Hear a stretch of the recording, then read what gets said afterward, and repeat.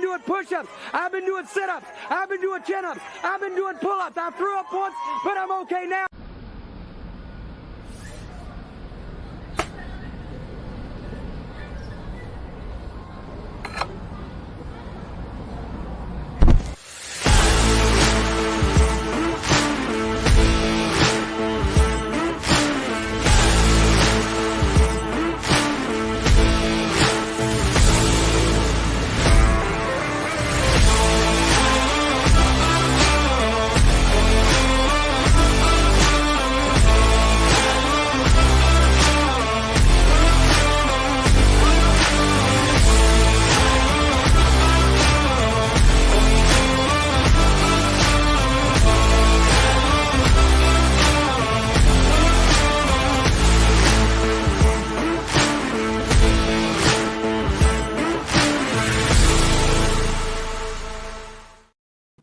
What's up, everybody? Welcome to a Thursday edition of the Ysn Power Hour. DJ Yoakley with you for the next 60 minutes or so.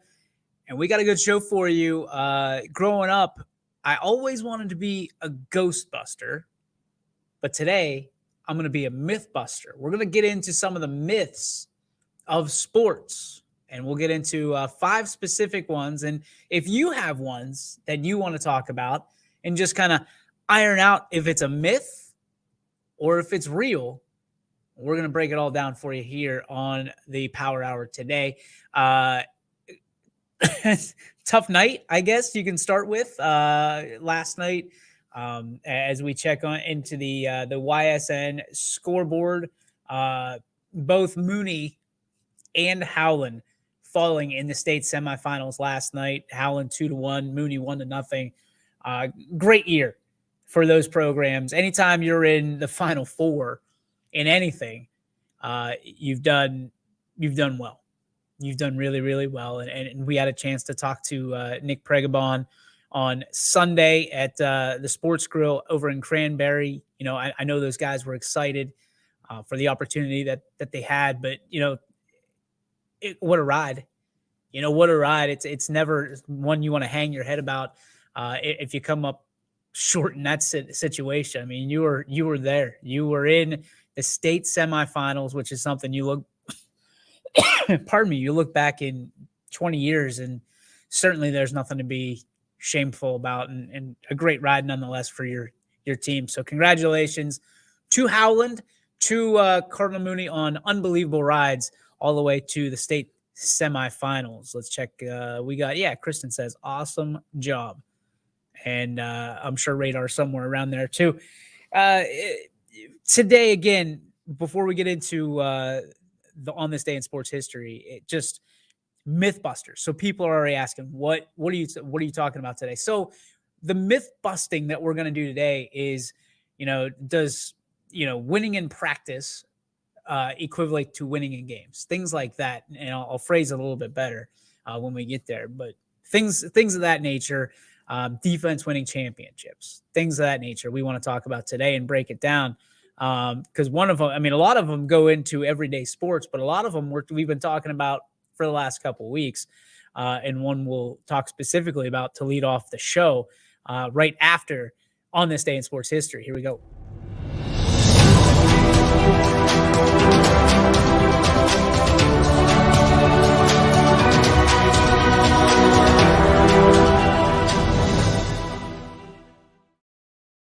All right, so on this day in sports history, in 1945, oh, by the way, happy birthday, Marine Corps. We appreciate all that you do and everything you stand for. So Semper Fi to all of the Marines out there. We appreciate it. As a grandson of a Marine, not a day goes by that I don't appreciate our men and women that are fighting for our freedoms in this country. And obviously tomorrow, a very special day as well. But happy birthday today to the United States Marine Corps, Semper Fi. 1945, and it was November 10th in 1945. College's number 1 team, Army, beats the number 2 team, Notre Dame, 48-0. Number 1 Army beats number 2 Notre Dame 48-0, which got me thinking, what will be, if ever, what branch of the military would ever make the college football playoffs, even as they expand? Because it's been a long time, at least in my recollection, that we've had a branch of the military in football go into a national championship bid. And I don't have an exact year, but I mean, when you go all the way back to 1945, that's 80 years ago. So my question to you, all you college football nuts out there, is what branch of the military would be the first, or the next, I should say, to have a chance to win a national championship? If it will ever happen again. They have some better things to do. You know, all things considered, they have some better things to do with their time than play football. But if there were one, who would it be and why? I'm going to say Army. I'm going to say Army. I feel like, and I think they're still under the kind of Southern local plan where they don't throw the ball hardly at all. I think their quarterback typically is a running quarterback, and they just run it down your throat. So I think Army, if I had to pick one, I don't know why. I respect all of the branches equally, but I don't know. Maybe it's the Michael Morrow effect of me saying the Army. So I'm going to go with the Army. Who are you going with? So we want to take your comments in the comment section. Who would be the next branch of the military that would be up for a national championship in football? All right. So I've got the banners ready to go. We're doing some myth busting here on the Power Hour today. And the first one I want to talk about, I've got 5 specific ones that I want to go through, and I want to talk to you about them. So make sure that you make your opinion known in the chat box. And the first one is turf versus grass, in that there's this giant disparity between the two of them. Now, I'm going to preface this, and trust me, I know that I'm going to be talking out of both sides of my mouth for a lot of this. So those of you who like to criticize that I do that, go ahead. I will say this. Some sports, it is more apparent than others. Turf versus grass. For instance, baseball. Playing on turf is significant, and softball for that matter, significantly different. Significantly different from playing on turf to playing on dirt and grass. Dirt and grass in baseball and softball, you're not always promised clean hops. And playing on turf is like playing on carpet. There's no rocks typically. There's very little maintenance that goes into it to have that clean hop. It comes on you a little bit faster, especially if you're talking about grass infield versus turf infield. It's going to get on you quick. But as someone who grew up on an all dirt infield, there's very little difference between a dirt infield and a turf infield. So when you're talking about turf versus grass, to me, baseball is the biggest difference in showing, yes, there's a difference when a team is playing on grass the entire year and then you go play, let's say, a championship or a championship round on turf. It's just light years different.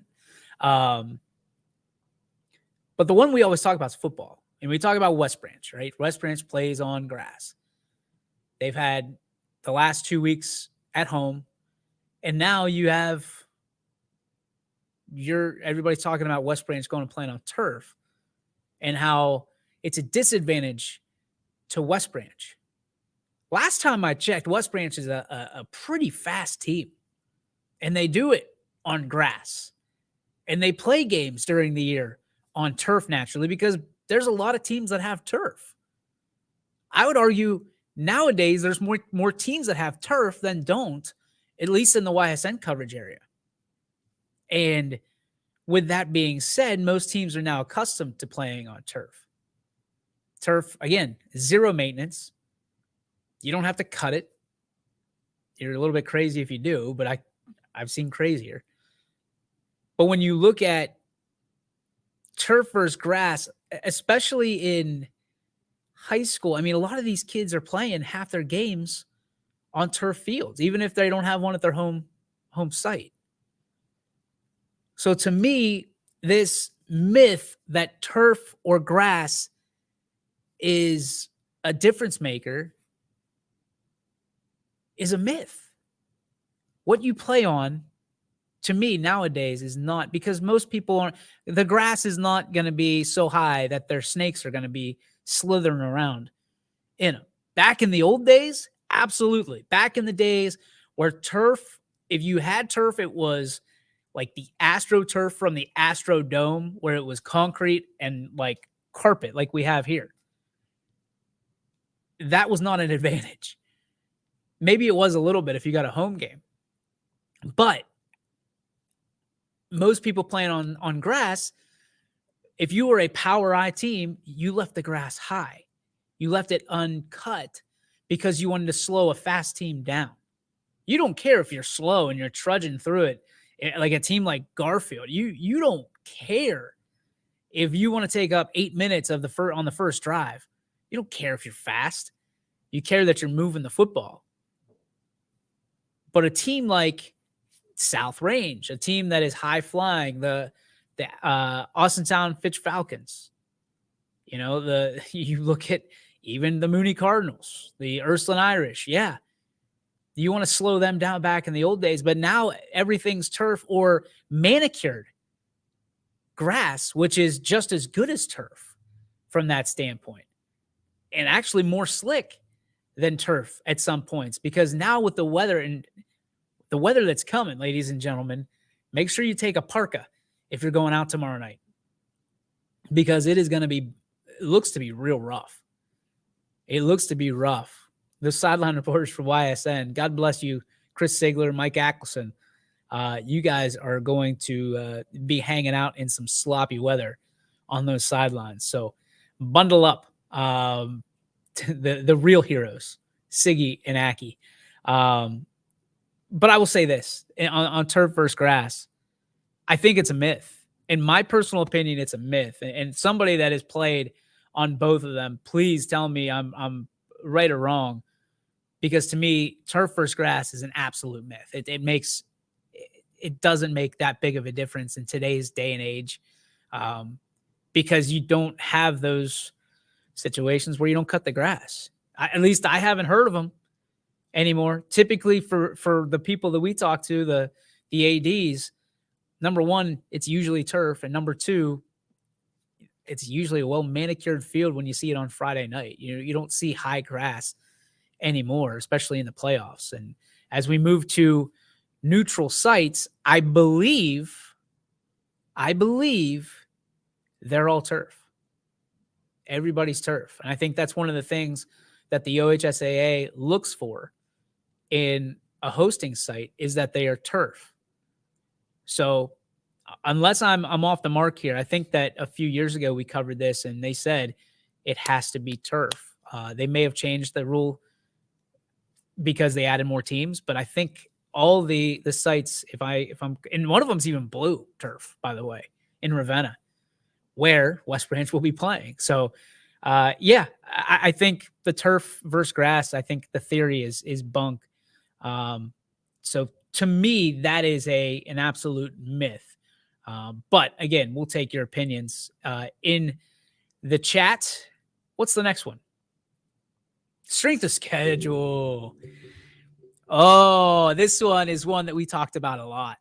We have talked about this one a ton this year and even a ton this week, because of, you look at Mooney, you look at Ursuline, you look at Canfield, you look at South Range, you look at JFK, you Southern, you look at West Branch, and you look at Jefferson. The strength of schedule is real. This is not a myth. This is not a myth. I'm going to be upfront with you.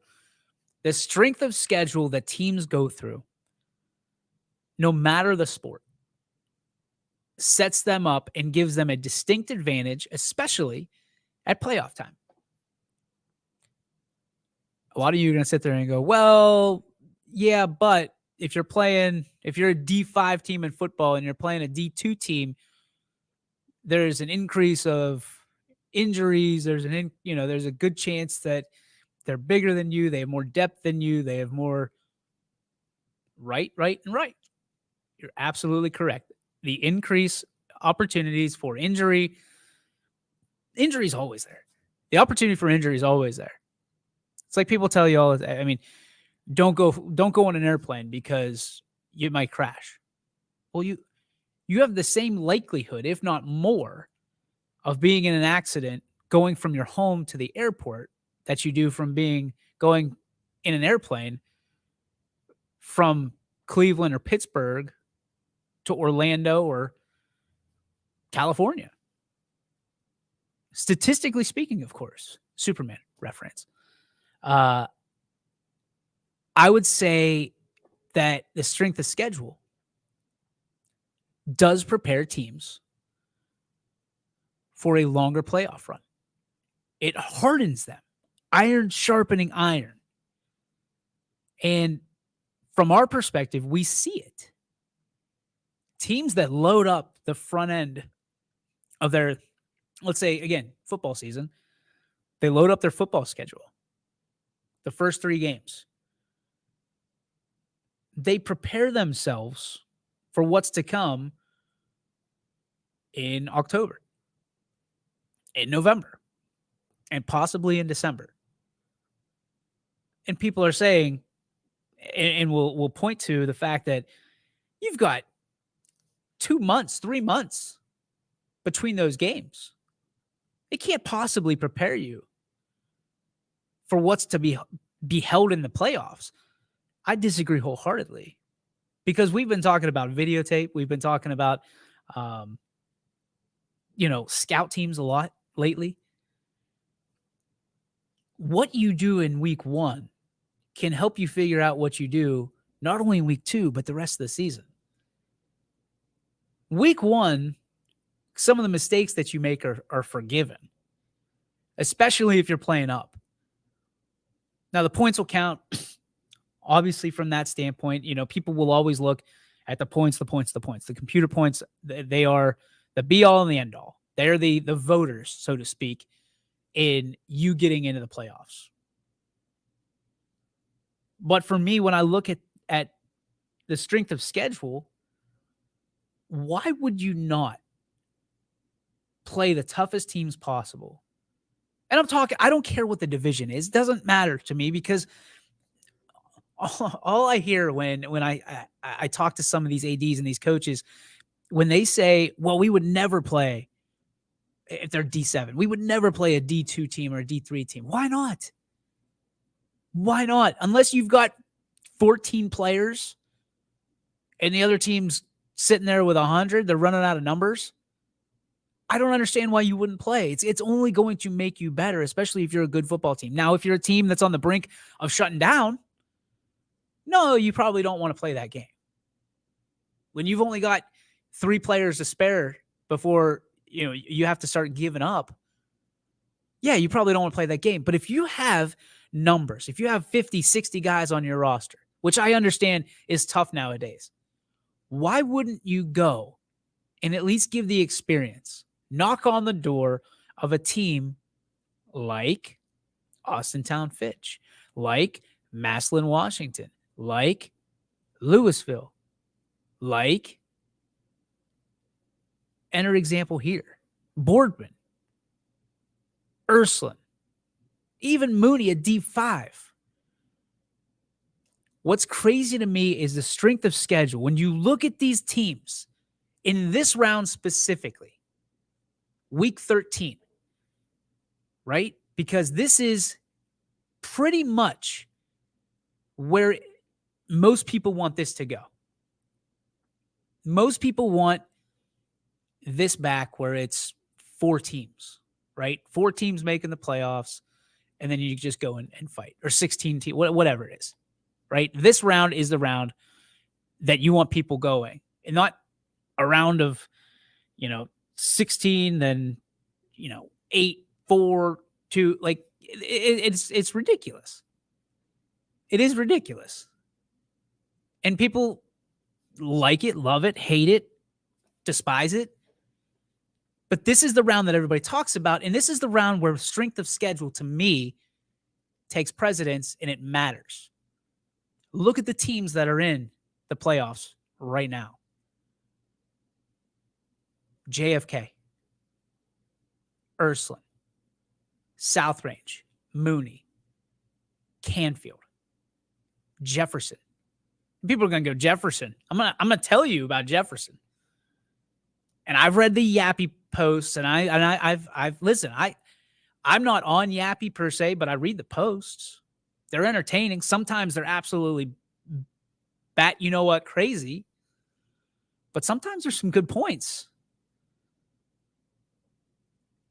And what I take from that is the teams that are strength of schedule, that have great strength of schedules, that are playing teams that maybe they have no business playing. You look at the South Range schedule, the first 3 games. They played Springfield because it is a rivalry game. And then you've got University and Canton Central Catholic. University no longer playing, but they had high ranking. Same with Canton Central Catholic, except I believe they're still in. Might have to do a fact check on me, but let me know. I believe they're still in. And look where South Range is. They go through the NE8, which to me is still a gauntlet. Yes, you got some teams that are down. Absolutely. But the NE8, I see people talking on Yappy about how the NE8 isn't good. It's not exactly great. I disagree wholeheartedly. There were a number of teams. I think 6 out of the 8 teams made the playoffs in the NE8. I don't think there's many conferences out there that can brag that number, that 80% of their teams are making the playoffs. Maybe that team out, or that conference out west, maybe the MAC. Hell, the MAC usually wins the whole thing.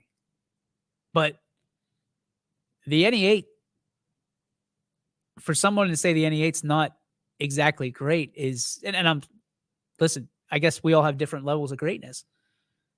But anytime your strength of schedule consists of every team in the NE8, it's any given night. Any given night in the NE8. And that's just not football. I'm talking about volleyball. I'm talking about basketball. I'm talking about baseball. I'm talking about every sport in the NE8. I'm talking about strength of schedule. It's made up for you. And that is why that conference was put into place. And I've heard the conversations. I've been part of those conversations. They want to be a conference that people look to and go, I don't want to play them. Or I want to play them because I know that we're going to be battle tested. Amo, we're going to check in with Amo here. Just because you play good teams doesn't make you good, though. You have to win some of those games for SOS to matter. Strength of schedule, of course, to matter, in my opinion. I don't disagree with that. Like, you can't be a perennial 0-10 team and just go get beat up and say, well, we play a good schedule. It doesn't work like that, Amo. I'm on board with you. However, those are the teams that are usually kind of hanging back a little bit. I know in the COVID year, those were the teams that they were the prettiest bell at the ball. They were looking for those teams to play. Because sometimes, and not everybody realizes this, sometimes when you're one of those teams that probably not going to say yes to that game, it might come with a feed the team. It might come with a little bit of money. It might come with splitting the gate. There's different ways to skin this cat. But what I will say is, when you're looking at strength of schedule and how teams end up in championship settings, this is certainly not a myth. This is a fact. Absolute fact that teams with the better strength of schedules are teams that are typically around or will be around in November, December when it counts, or whatever the month is of a championship when it counts. Strength of schedule, 100%, not a myth. On to the next one we go. Kind of tying into the first one we talked about, turf versus grass. Home field advantage. Home field advantage. And we talk about home field advantage. I'm going to say it's a myth nowadays.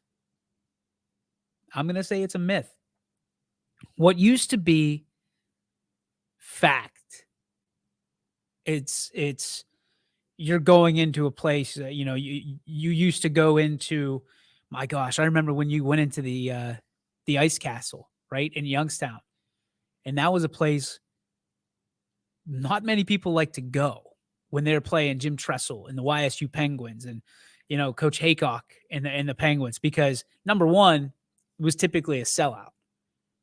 Number two, that was before players and coaches and teams could simulate that noise. And the first time I remember teams simulating that noise, right? Crowd noise, the atmosphere, I believe it was Peyton Manning and the Colts that were piping in sound to their practices so they could get used to that crowd, the decibel level, and being able to simulate it with their silent counts and their quick counts and things like that.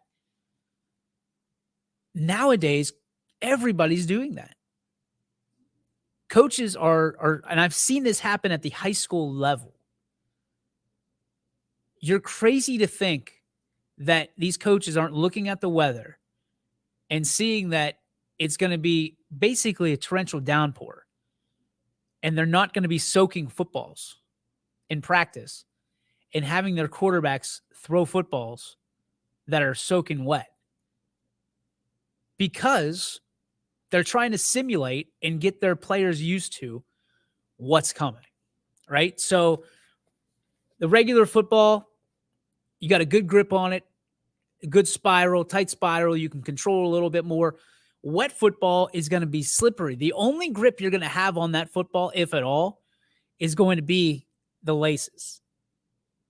And with some of these quick plays, you're not always going to get the laces where you want them, especially when that football is wet. The center has to have a perfect transfer to the quarterback, and the quarterback has to take that transfer. And if they're throwing it, obviously you find the seams, but sometimes if it's a quick slant and that ball is out of, let's say, the shotgun, if they're in the pistol or the gun, that ball is going to come in, and you've got one step to throw that football to get that play the way you want it. Sometimes you're throwing it over here. You saw it in professional football. If you watch Patrick Mahomes, he takes it, he guns it, but he's so practiced at that 90% of the time you'd swear that he's holding the laces. These quarterbacks, these coaches, these teams are preparing for the weather. And not only does it go into their game plan, but it goes into their practice plan and soaking footballs and making sure these guys are ready for some adverse weather coming their way on Friday. Because if you're not prepared for it, you're going to fail. What's the old adage? Failure to prepare is preparing to fail. Trust me when I say that any coach, especially at YSN, that we know about, that we've already talked to, and we will talk to tonight and tomorrow, are getting their guys ready for what's coming tomorrow night, keeping an eye on the sky. But home field advantage, to me, is I mean, we heard the Yankees talk about how they would have won a game if the Astros would have kept the roof closed or open or whatever it was. I think it was closed. But the Astros home field advantage, they opened the roof. Both teams have to play in that setting, right? The same way as on Friday. Both teams are going to have to play Friday or Saturday. Both teams are going to have to play. I think travel is more the advantage than the home stadium itself. I don't even know anymore. I don't know about that. Now, I will say if you're 2.5 hours away and you got to travel by school bus, Amo, you might have a really good point. Like what Lisbon had to do, not just this year, but if I remember right, 2020, what they had to do and traveling 2.5, 3 hours to go to a football game in the playoffs. That's a little bit. I don't even know the word that I'm looking for. I know the word I'm looking for. I can't use it, but it's kind of a jerk move from the OHSAA. We're talking about regionals. To me, that's not a region. 3 hours away is not. It should not be in your region. I think an hour and a half at most. And you start looking at this, and these regions are pretty big already. And if you're adding 16 teams in, why can't you slim them down a little bit, right? Slim and trim. But Amo's right. I think that when you're talking about travel, that's the biggest advantage is you got to get on a bus at 2 o'clock, 2:30 at the latest. You get there at 5 o'clock, game's at 7 o'clock. It's a little bit ridiculous. Amo says, yes, the Lisbon playoff game was my point. St. Paul 2 for Southern the next week. Yeah, I don't disagree with that. I don't. That's why these computer points are so important. Home field advantage, some teams are playing. It's very similar to college now where, some very rarely, I guess, anymore, do you have 5 and 5, 5 home games, 5 away games. And then you do the best you can. And as an athletic director, but if you start slipping into, hey, this year we have 4 home games, but next year we'll have 6, it'll even out. Yes. But, to the seniors, it doesn't. You get into like a whole mess with home field advantage. But again, I think the home field advantage kind of goes in hand with what we just talked about, in looking at strength of schedule. How does your strength of schedule affected by how many home games you have? People talk about, okay, well, we're a better team at home than we are on the road because, our kids can come in their own car. We don't have to worry about this. We don't have to worry about that. You're not worried about food. They can eat when they need to eat, all that stuff. For me, home field advantage is a myth now. It's no longer a real advantage. And if it is, it's only by maybe 1 or 2 points. And I'm talking about not on the scoreboard, like 50%, like who's for the last 2 weeks. I think Cardinal Mooney specifically has shown up in droves to schools like Edison and Norway. And you see that Cardinal and gold across the sideline. And on the other side, you see a couple hundred people as opposed to a couple thousand people. And they're traveling to watch that game. They are the home team. To me, it's the home field advantage is not necessarily home field. It's who brings the most people. Who's the louder crowd. But then you look at, what came first, the chicken or the egg. If you want a loud crowd, you got to perform on the field. And if you have a bleacher full of people, full of people that are ready to be excited and you never get out of the gates, it's not going to matter how many people are in that crowd because you can't get them going, because you can't get anything going on the field. So home field advantage to me is an absolute myth in this day and age. We're going to take a break. When we come back, we'll finish out with 2 more myth busters of sports right here on your sports network. It means the world to me to know that what we're doing is impacting people. And whether it's simply, I got to watch my son or daughter when I was out of town, or we just love watching YSN. We love what you do for our son or daughter. So whenever someone says thank you or someone is appreciative of what we're doing, it tells me everyone at YSN is doing what we initially set out to do, which is shine a light on these athletes and help them kind of promote themselves. My name is Anthony Hartwig, and my sports network is your sports network.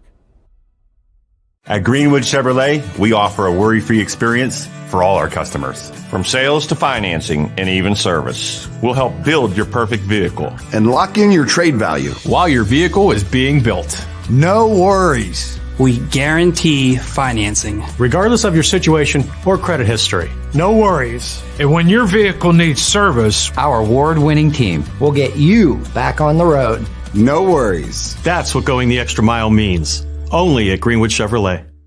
Change. This one word can make you break out in a cold sweat. But with change comes wisdom, experience, and understanding. At Myers Family Insurance, we can help make changes in Medicare, insurance, and retirement a positive experience for you and your family. We've gone through changes, like our new office and new faces to help our family of clients too. For all your Medicare needs, call Myers Family Insurance. Check us out online at MyersFamilyINS.com or find us on Facebook. You're not waiting to see what the world has in store for you. It's more about what you have in store for the world. All you need is the opportunity. All you need are the resources of a large university and the advantages of a personalized academic setting where you can experience new worlds in the arts and sciences, business, and education and make them your own. We are where you shape your future. We are Youngstown State University and proud.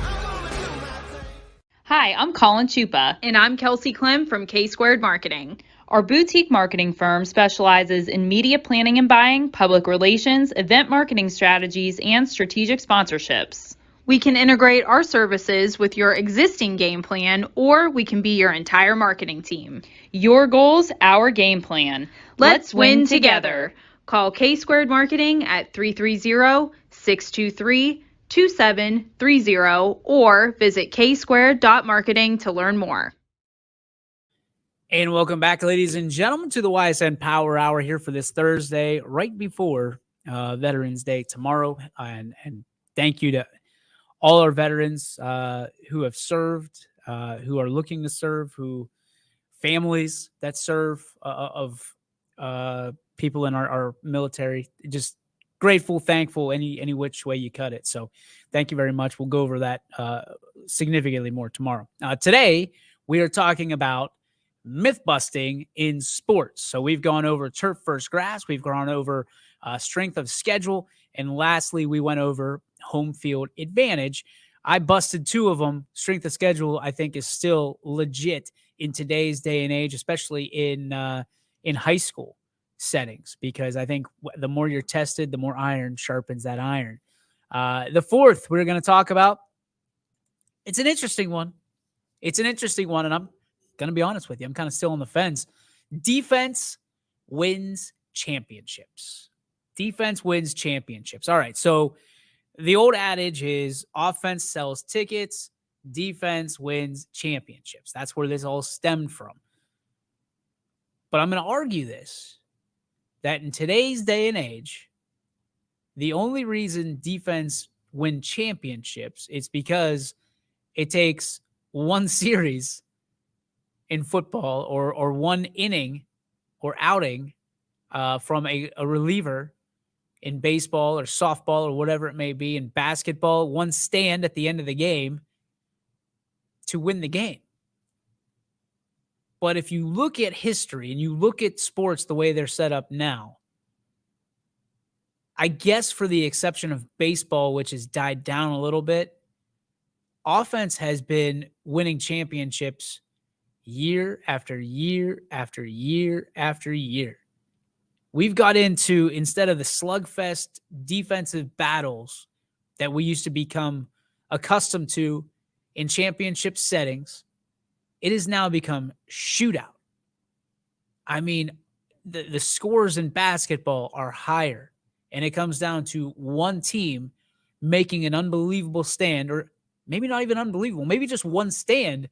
Look at the All-Star game, right? It's just almost borderline practice. And then one team wants to win that money for their charity, so they make a stand at the end of the game, and that's it. Defense naturally helps win championships, but I'm not of the camp that defense wins the championships by themselves anymore. I did a little research on this one, and this is because I was always an offensive guy. I was always, okay, I want as many points on that scoreboard as possible, as does anybody, right? Stupid. But at the same time, if you're defensive minded, you're just trying to hold that number down instead of running it up. You don't like, I would love a 10-9 game in baseball. Ron Patesta and I we debated this on Running Point many times over the years. A 10-9 game to me, I'm okay with it. I'm also okay with a 1-0 game. But a 10-9 game to me, those are the entertaining ones to be in. Because as much as I'm a catcher and I loved my pitchers and keeping that, I knew that if it was a 10-9 game, everybody's hitting.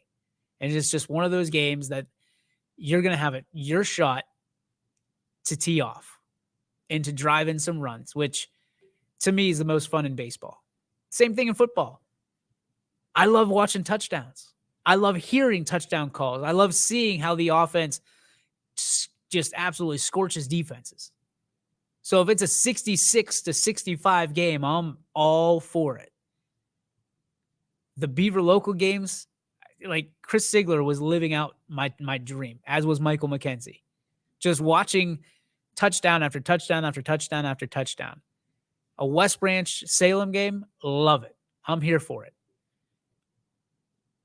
But anymore, defense winning championships, I don't think that's, I think it's a myth.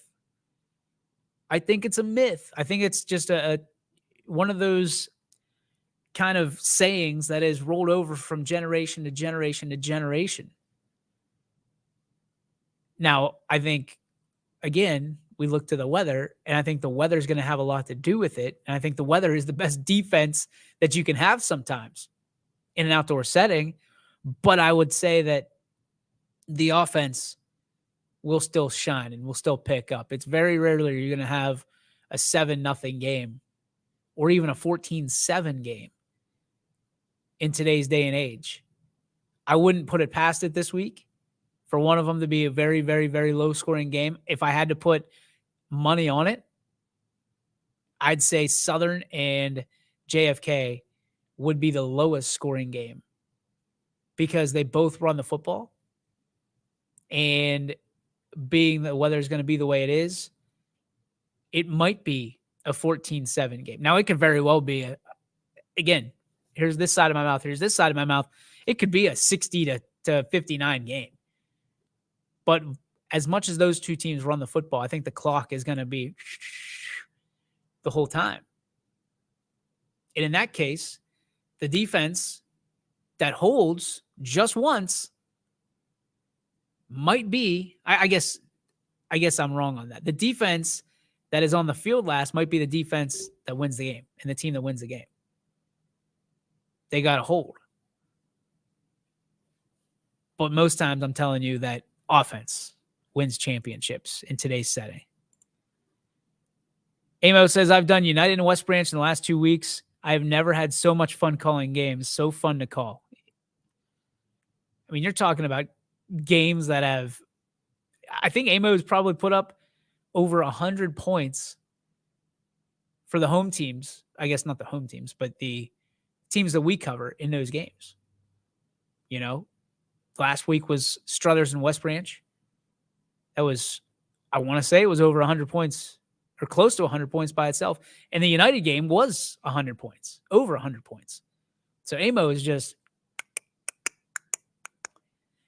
punching that ticker all the way to the top.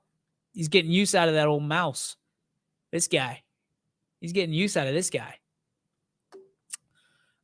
But as for me, I think defense winning championships, I think it's a myth. I think it's busted. Sorry, defense. And again, you can chime in like Amo. in the chat box. Feel free to. The final one we're going to talk about today is one that I love. I believe in wholeheartedly. The team that wants it most will win the game. The team that wants it most will win the game. Psych. This is garbage. I was waiting for somebody to go, oh, and somebody's probably sitting on their phone like, oh, I'm getting them now. I'm getting them now. Hey, listen, this is a myth that is busted wholehearted. Like, this is garbage. I heard this. I remember a coach telling me this in the dugout, not only in the dugout, on a football field. The team that wants it most is going to win the game. No, that's not true. That is not true. I wanted a heck of a lot, coach. I would do anything for that win. However, that team was significantly better than us. Not just today, pretty much every day. This is, if you're telling your team this, please stop. Please stop. Because if your kids and athletes are smarter nowadays than they were 20 years ago. So put that in perspective. If you tell your team that the team that wants it most will win the game, you deserve to be called out if they lose. Because what that tells me is that if you go out and put it all on the line, as a coach, as a player, and your coach told you at some point during that week, that day, that game, that the team that wants it most will win this contest. You're telling me that if I gave it my all, and everybody on that team gave it their all, that if we come up short, that we didn't want it more than the other guys? False. False. Sometimes people, teams are better. They're just better at what they do. Sometimes they're luckier. This thing, this pigskin right here, sometimes it doesn't bounce your way. That baseball, sometimes it takes a bad hop. I wanted it to go in my glove. It did not. That has nothing to do with what I want. I want to win that game more than anybody. I want to win. I'm a huge competitive person. I will compete in everything I do. I will not win in everything I do. But I want it just as much as the next guy. I promise you that. Promise you that. Do you think it's if every two evenly matched? I don't know, Amo. Do you think it is if it is two evenly matched teams, that statement is correct or no? I don't. Because if it's two evenly matched teams, they both want it. So I guess if this is the case, if this right here is legitimately true, that the team that wants it most will win. In my head, I'm looking and thinking about like in the Tim Allen version of the Santa Claus, where it's the belief like thing with like a gas gauge, right? That if people believed that it would go up. So if that's the case, why are we playing the game? Why don't we just say who wants it more? You know what I mean? Like you have to play the game. To me, it's the team that is prepared the best. And some people be like, well, if you're prepared, that goes into how much you want it. And I go, no. Preparation it's not how much you want it. It's there's a lot of factors that go into that. What resources do you have available to you? Is your quarterback hurt? Is your best setter hurt?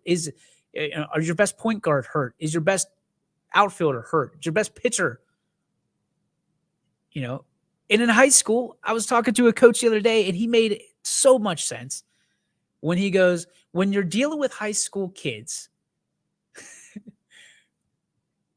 you got to worry about not only them, but did their boyfriend or girlfriend send them a nasty text? Some of these schools, you got to worry about, did their mom or the dad abuse them? Did they have breakfast? Did they have lunch? Will they have dinner? Do they have a bed to sleep in? Do they have a roof over their head? The team that wants it most will win. That's the biggest myth that we've talked about today. Now, you have to want it. There's no doubt. But you got to play. You have to prepare. Sometimes you got to dive on the ball on the ground instead of picking it up and trying to take it to the end zone and getting forced another fumble. It's the team that's prepared and the team that cashes in the most opportunities that will win the game. The game has so many different opportunities for teams to take leaps, playing catch up, separating yourselves.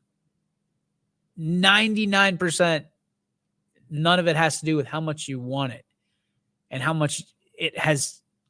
I think 99% of how many opportunities you could take advantage of during that game and not fold like a lawn chair. There's one more that I don't know if I just didn't put it in, but I will pull up right here. It is, where is it? Okay. The last one I'm going to give you, kind of a bonus, is that most games are won in practice. Most games are won in practice. So this is the one I actually thought I was pulling up. Most games are won in practice. I believe this wholeheartedly. As much as I disagree with the last one that we did, that the team that wants it most or the team that wants it more will win, I'm on the other side of the coin on this one.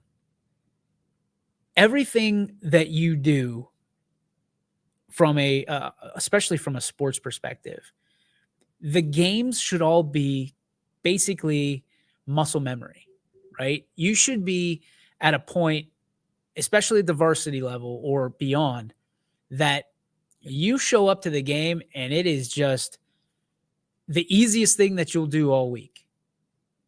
Because nowadays, especially as we continue to see the professional level fall into the college level, to fall into the high school level, fall into the middle school level, games are just matters of fact. Yes, it's where you make your money, so to speak, right? It's where you count your paycheck. But what should be done in the weight room? What should be done in the classroom? What should be done on the practice field? What should be done on your own? Study tables, videotape, all that stuff. That's where the winning is done. And I'm not just talking about your team winning. I'm talking about you winning. There's stories that I've heard about Kobe Bryant that should drive all of us. You want to be a professional athlete? You want to be a professional and very good at your craft at anything? You need to look at the Mamba mentality. You need to look at, and you don't even have to read it anymore. You can go on YouTube and watch some of the videos that people, sorry about that, that Kobe did.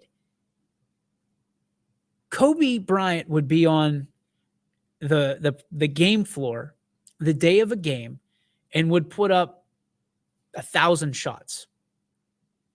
1,000 shots before he even stepped foot into his game jersey that night. 1,000 shots. So on comes an opposing player that's going to get some reps in. He comes in as Kobe's wrapping his workout up. He's on shot, let's say 975. The opposing player comes in and starts putting it up. He puts up 500 shots, looks over, Kobe's still there. Why? Because Kobe Bryant's not going to let you outwork him in any capacity. Kobe knew that the work that he put in on the floor during a game was representative of who he was off the floor in practice, in the weight room, on his own. He fueled his body the way he should. I mean, it's all this makeup of what is a champion, what is greatness. And I think we can all learn something from that. If you want to be great, you got to put in the extra reps. You have to avoid temptation, whether it's because you're a hothead, whether it's because somebody said something about you and you don't like it and you're going to say something back. You have to avoid that, because greatness is for the elite. It's for people that sacrifice. It's for people that want to be unlike anybody else. Greatness doesn't settle for average.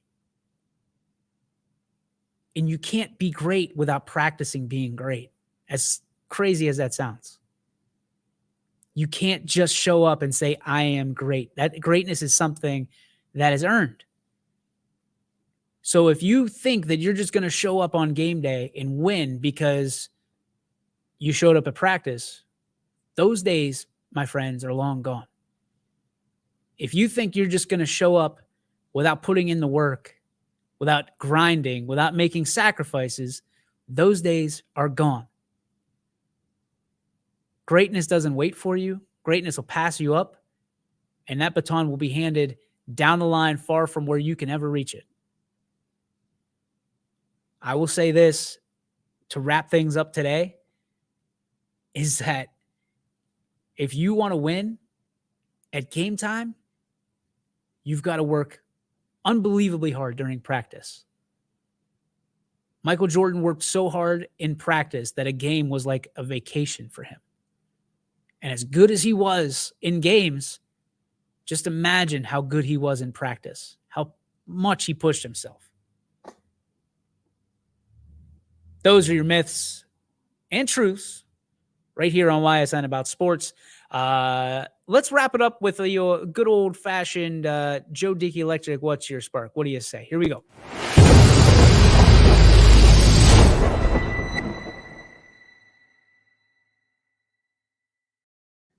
It's the Joe Dickey Electric, What's Your Spark? Presented by Joe Dickey Electric. Anything commercial, residential, anything electrical. Make sure, like the Yoakleys, that you are going to check out Joe Dickey Electric. Go to DickeyElectric.com and get scheduled today, or for the spring in our case, so that way you are ready to go. You got some juice.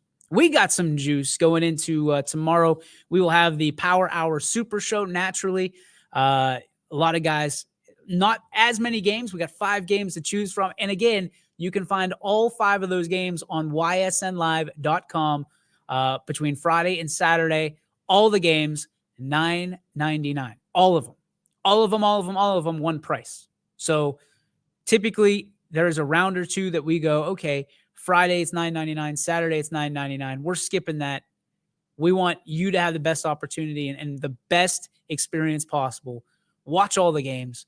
If you're a game Friday, buy it Friday so you can have all the games all weekend. And if not, you can buy it Saturday and still watch those games. But make sure you're buying it nonetheless.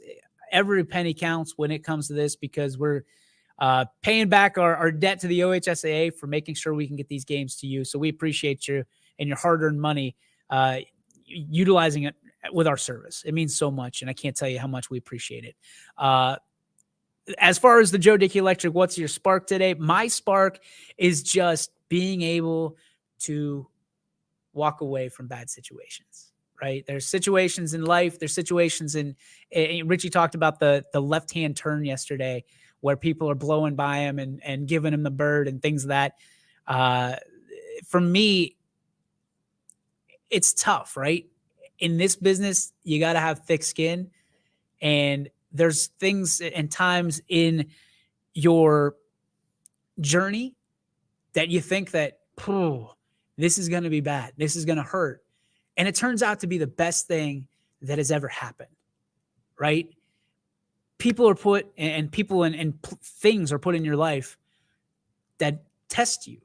And I can't be more happy about the way that things are. And it's all because of people in the communities, these coaches, these kids, and the people that work and put their hand in the pile at YSN. None of this And I know we talk a lot about it. None of this would be possible without the people with their hand in the pile, constantly talking about sports. The Chris Siglers of the world that are constantly pushing us forward, thinking outside the box. The Quinn Pushkars that are scheduling these games at a huge clip that has over 2,000 games scheduled for basketball season. 2,000. The Mike Acklesons that show up, drive from Butler every day to go wherever on God's green earth that we need them to go. The Steve Leslies that are just constantly connecting the dots and promoting YSN wherever he goes. The Brian Scotts of the world that are technically sound, that make sure these games, the Wizard of Oz that make sure these games go up. The Richie Giulianos, the Anthony Romos, the Anthony Hartwigs of the world that go above and beyond. The Ty Bartels, and the list goes on and on and on. Donnie Riccatelli. I mean, I can sit here for another hour, another 60 minutes, and list all the great people that have stepped up in big spots and have delivered just more than we could ever imagine. And we're so grateful for you, without a doubt. Our sponsors. We're so grateful for everything and the way that things have happened. I'm here telling you that some of you are going through a tough time. You're either going into a storm or coming out of a storm every step of the way in life. Just know the difference. And know that on the back end of that storm, when you're on your way out, that the bright sunny days are ahead, but there's another storm looming. And that's okay, because you've been through it and you're undefeated in life, right? We're all undefeated that are listening to this right now. We've had our hard days, but we've beaten each and every one of them. It's going to be all right. We're all going to be all right, and we're all going to be better for what we're tested with. I hope you enjoyed the show today. My name's DJ. We'll see you tomorrow for the Power Hour Super Show right here on your sports network. Peace. YSN thanks you.